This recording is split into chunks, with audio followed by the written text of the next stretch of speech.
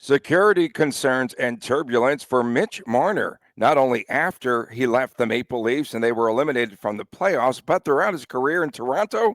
We'll talk about it next, right here. It's a Marner Monday. It's September, right here on Locked On Golden Knights.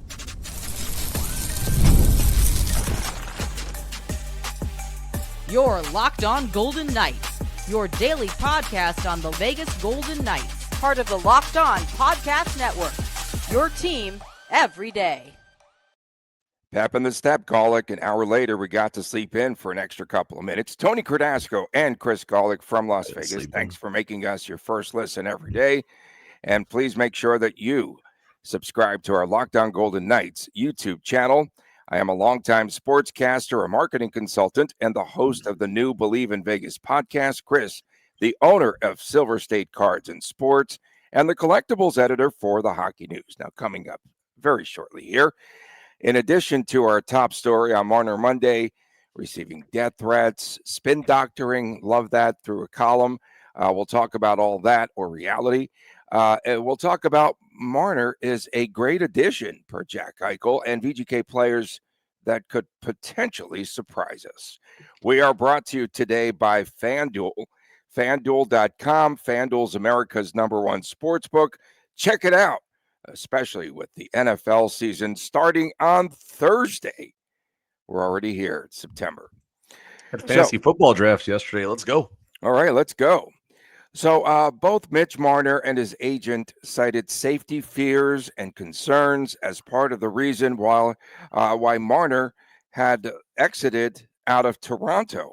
Marner called his departure from Toronto bittersweet in an interview that came out this past week, and it was on TSN, and he said he was concerned for his family and safety and all of that after arriving home from Game 7 and the loss to Florida, where allegedly they were giving away his address on social media, and he was forced to hire full-time security after the playoffs. He said his family's safety comes first. It was in question, especially having that newborn son, and he said he didn't feel it was acceptable. A lot to unpack here, And number one, I think one of the best things that I've learned as a result of doing the podcast, interacting with the players, being in the locker room, talking to them on and off the record, is it's a reminder that these are humans, number one. All the money in the world cannot dehumanize athletes. It actually dehumanizes the media and the fan bases more than it dehumanizes the players, and that's something that I think we all could just kind of forget. And number one, this is reality in the sense that, yes, there are some concerns, some safety concerns that Marner and his family faced. He was carjacked, for crying out loud. I don't know if you had that in your montage. Now, he was carjacked, I think, in 2023. I couldn't imagine what it would feel like being in your community and having something like that happening. I mean, I can't imagine if something happened in your home. One time there was a safety concern when we lived on the other side of town once, and it scared the you-know-what out of us for a long time. And you don't get over things like that. To this day, you don't get over things like that. So as far as the angle on the topic here, spin doctoring or reality, Steve Simmons of the Toronto Sun, again, the Toronto Sun, very important, is saying that some of this is possibly planted, maybe taking a dose of reality and spinning it, hence the spin doctor reference here. And I don't know if I agree with that. I don't know enough about Mitch Marner and his family to know how they operate. But the fact that I'm assuming a long-time media person in Toronto is at least suggesting this, it carries a little bit of weight, in my opinion, a little bit of water, in my opinion. I don't know how much, but I think it's at least worth taking the perspective on, is what I'm saying. So I don't know where to begin here, but there's so much to talk about in this situation. So Marner and his agent both talking to the media. His agent is Darren Ferris, where we were told it was Brisson, right? That's Eichel. Pat Brisson. That's Eichel. Okay. So in any event, I thought they had the same one. But Darren Ferris said that Marner's family was endangered due to these threats. And Marner and Ferris added there were other threats throughout his 9 years there in Toronto, if you dug in a little bit deeper. Now, I also want to talk about Simmons, and one of the comments that stood out to me. He said that Marner was carjacked in 2023, and he and his wife were held at gunpoint, and they took his Range Rover. Now, here's something really strange. The two men that did the carjacking were caught, Chris. Of course, we dug in a little bit deeper, but the allegations were not met with any substance, so the charges were dropped in that case. This gets juicier by the moment. The law works in strange and mysterious ways, I guess, is the only thing I can say to that. I mean, I don't know how the proof worked. I don't know. And obviously there's many moving parts there. And, at the end of the day, first of all, you mentioned safety concerns for athletes and hiring full-time security and everything. Many athletes, many celebrities, many musicians, actors, whatever, they do have security with them at all times. And that's a sad reality that you do need to have that, because everyone is looking. There's a lot of strange birds out there, I guess, just keeping it very, very mild right now. And I don't know how different Marner's situation is, carjacking withstanding, of course, terrible circumstance, but how different it is to be Mitch Marner versus a popular athlete somewhere else. Now, to be fair, we haven't heard too many negative things coming out of Vegas as far as safety concerns and things like that. I mean, not to take a shot at the Raiders here, but the Raiders have done some interesting things in this town, but they're not necessarily, you don't hear, some other things going on here. So point being is, with the Vegas Golden Knights, you don't hear about they bury stuff. Yet. All these teams bury stuff. And so be it, but you can't bury illegal things. Correct. I agree with you there. There's so many different sides to this story. And I thought when you said spin doctoring, I thought you were talking about the band Little Miss Can't Be Wrong. No? Well, they have a show coming up, like with Blues Traveler and they're so good. Red Rock. They're so good, though. They're good live. And they're a Jersey band. But the Maple Leafs did their own investigation into these threats, and they were unfounded, according to the reports that I read. So, but it's not an overreaction, folks. If someone publishes your address on social media, it's open season. So you can't blame Marner.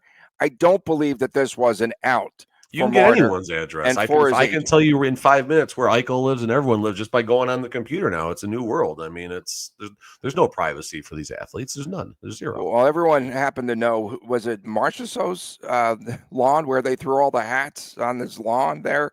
Yeah, but that's more of a community thing. I think that was like people that live there, but I don't know if people were driving from Henderson to go do it, I guess. No one drove from Pahrump, you're telling me, to throw hats on his lawn. Mm-hmm. Okay, so Steve Simmons, we want to be fair and balanced. From the Toronto Sun, no coincidence that Marner Sun. Say that again, Toronto Sun. Right, the media is just, this is a holiday. They call it a holiday in other countries when they take vacations. This is a holiday for Marner being in Vegas. The fans here just are not going to care enough to do anything like this. Marner, I don't care enough, or they're not going to be stupid enough, Tony. Right. That's a better way to say. Vegas they're fans not going to get caught up in fandom, for crying out loud, okay? Like when Fleury had Legaffe, like people didn't go to his house and start making threats. Right. So Marner, his agent, Darren Ferris, they both had interviews days apart. Simmons says it was spin doctoring, as we mentioned, like a piece of truth. And basically, if they did it for embellishing, they should have been in the penalty box, right, for embellishing this story. But for crying out loud, he said that the Leafs security looked into everything. And again, it was unfounded. But I don't blame Marner. I think you and I would have done the very same thing there, and we would have hired security. Get out of Dodge. Get a new start. Coming up next, Marner is a great addition per Jack Eichel. We're not spin doctoring this, folks. We'll be back with more right after this on Locked On Golden Knights. The NFL season is almost here, starting on Thursday, and FanDuel is making sure that you are ready for kickoff with a can't miss offer. That's right. Right now, new customers can bet just $5. And if the bet wins, you'll get $300 in bonus bets to use across the app.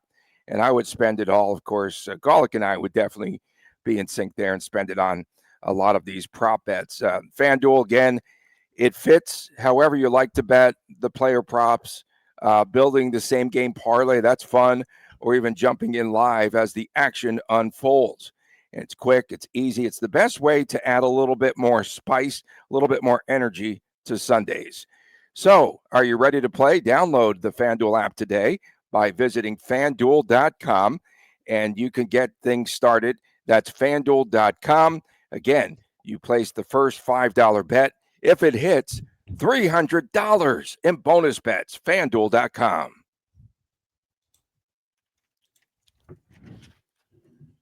Welcome back on this edition of Locked On Golden Knights. Tony Cardasco and Chris Golick reporting from Las Vegas. We appreciate you tuning in, making us your first listen every day. And of course, make sure to subscribe to our Locked On Golden Knights YouTube channel. Jack Eichel doesn't really talk a ton, he doesn't really. He's not that type of chirpy guy like Marner. They said Marner talks a ton. So the new Marchessault, I think, will be in-house now. That's a replacement a couple of years later. 2 words on Marner's fit with VGK. 2 words. Great addition. Those 2 words. Okay.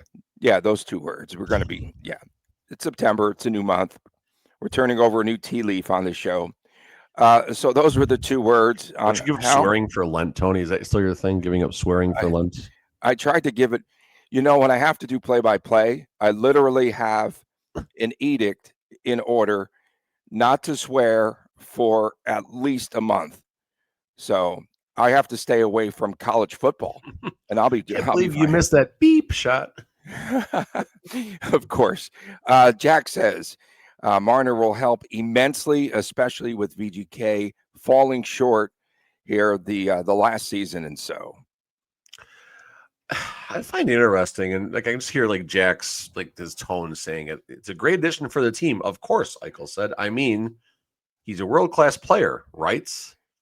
That's just, I don't know. Maybe I'm thinking more into that. Maybe Eichel's tired of answering questions about Marner. It's just just the I don't know. And again, I can't tell you what the tone is through reading the black text here on my computer, but it just, I don't know. I mean, I think Eichel, as far as anyone, wants to get on the ice out there with him and get down to business so he can stop answering all the questions about Marner. And by the way, this is still the same Jack Eichel who is now 2 months removed from not having, or 2 months from not having. Don't worry. No, it's coming. Don't you worry. No, I hope everything's fine. Everything's fine. It's hunky that's dory. what they want you to think. So yeah, I mean, it's, of course, Marner's a great addition. There's not a whole lot to say to it. We talk about his 2-way ability. We talk about the balance he brings to the lineup, and really curious to see if Jack and Mitch do wind up having the chemistry that's needed for them to possibly coexist on one line. I still would not see that happen, but in hero circumstances, it could be fun loading up and watching them out there. And then who gets the call in the left wing then to get the cookies? Then that's what I want to know. There was something strange that came out of a story, and it's something that a tagline that I had not heard before from the likes of Kelly McCrimmon. Of course, he expects Marner to fit in with Eichel. He expects him to fit in the locker room. But had you ever heard this line before? It's all about the culture. And McCrimmon says, don't let it slip. Don't let it slip. That's a new one. I hadn't heard that before. Don't let what slip? The culture. The culture. Oh. Don't let the culture slip. So I remember at the first Vegas Golden Knights gala, before I got borderline blackout Jay Cutler drunk with William Karlsson and Jonathan Marchessault.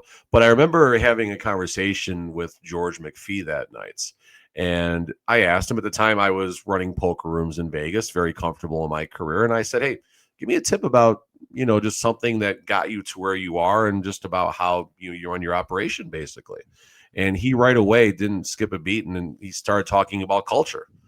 First thing that came out of McPhee's mouth was culture. Treat everyone the right way, and you'll get the results you want.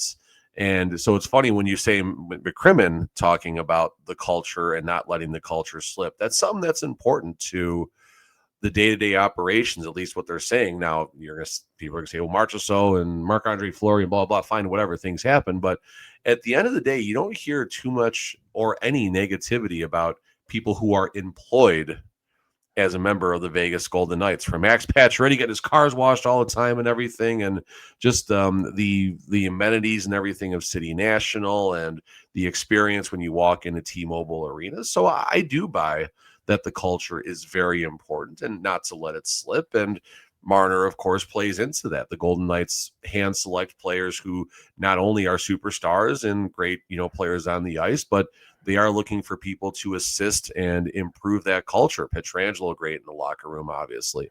Eichel, maybe it shouldn't be a surprise, but was a very pleasant surprise. You see what Riley Smith did. And how about Marc-Andre Fleury and what he did for the culture of this team?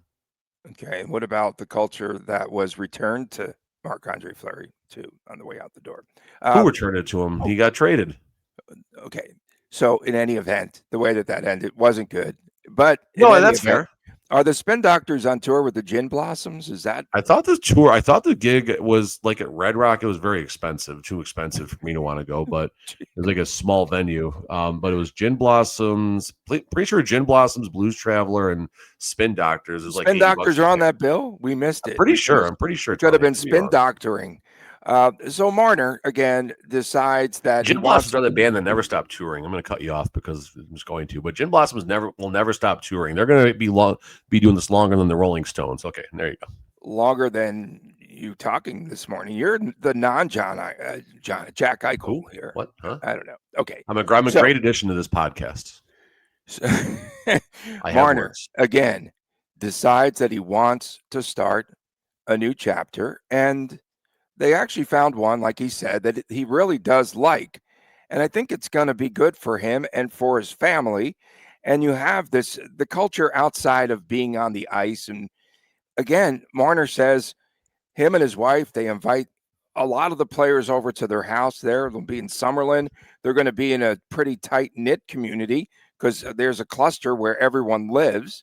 So I think it's a great move for Marner. I think it's a good addition for himself. Great addition for both sides. I really do. I think it's going to work out well here. And again, we were balancing the story in that first segment just from a alleged journalistic standpoint. Alleged, because we're not journalists, we're not podcasters, we're comedians, entertainers, whatever we are.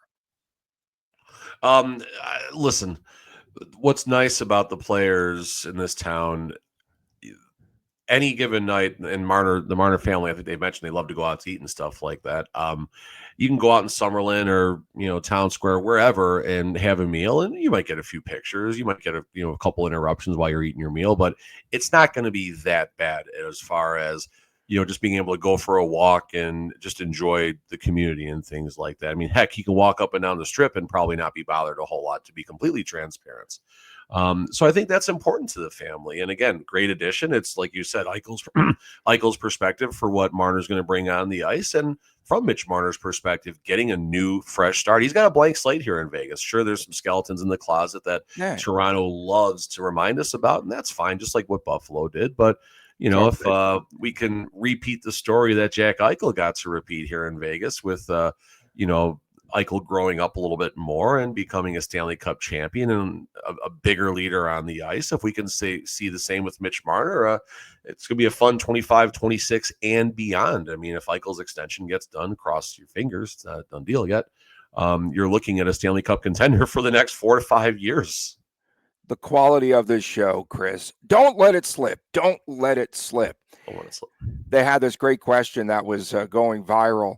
Marner or Toronto, who wins the Stanley Cup first? Did you catch that? That was out there. It's a no-brainer. It's Marner. Toronto's the last time a Canadian team won a Stanley Cup, let alone the Leafs. FanDuel prop. Yeah. Like you look at the NHL 93 pixelated players on Sega Genesis. That's the last time a Canadian team won a cup, and video games didn't exist. Well, Pong. Whatever. Coming up next, don't let it slip, Colic.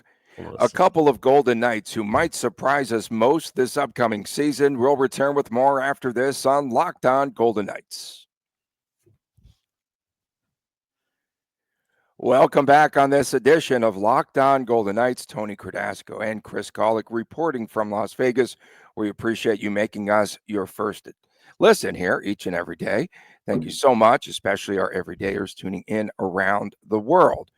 So the topic there on the napkin was VGK to surprise us this upcoming season. And I'll get things started. I don't want things to slip on this show. And if you slip and fall, it would have been a good time to have an attorney, in the hopper here that we could have promoted. Riley Smith is one for me.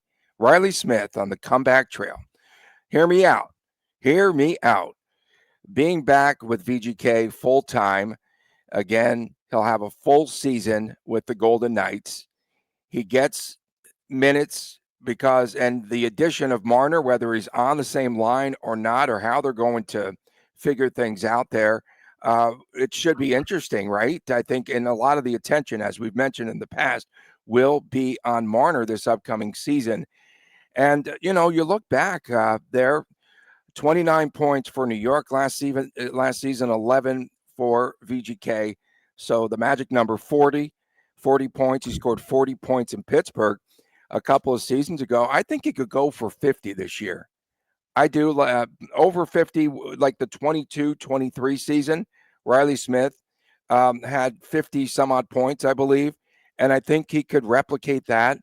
And I think he's going to have a good season. And looking at some stats, 81 games away from the 1,000 game plateau. So he could hit that this season. That's pretty cool for Riley Smith. No doubt. A couple of quick, just personal PSAs. Number one, was playing hockey Friday night at America First, and dude taps me on my shoulder around the bench, just between shifts, like, "Hey, you're Chris Golick, right?" Like, "Yeah, what I do?" And he's like, "No, I watch you and Tony every morning on Locked On." So, that's pretty cool. So that was Mike. Hey, Mike. So that was pretty cool. Tony, and then he mentioned me for once. He said, "Shut up, Tony." Okay. He said, "Shut up." Actually, no, he said he watches us every morning, and he's like, "Hey, is Tony here?" He was actually asking if you could skate and stuff like that. So maybe you should come one of my skates and like cover it like a media member, and just you could do play by play. I'll get thrown out. No, you'll be fine. You'll I'll be taunting people. I'll be chirping, bro. Perfect, chirp, please, and then do it from the penalty box so we can hear you.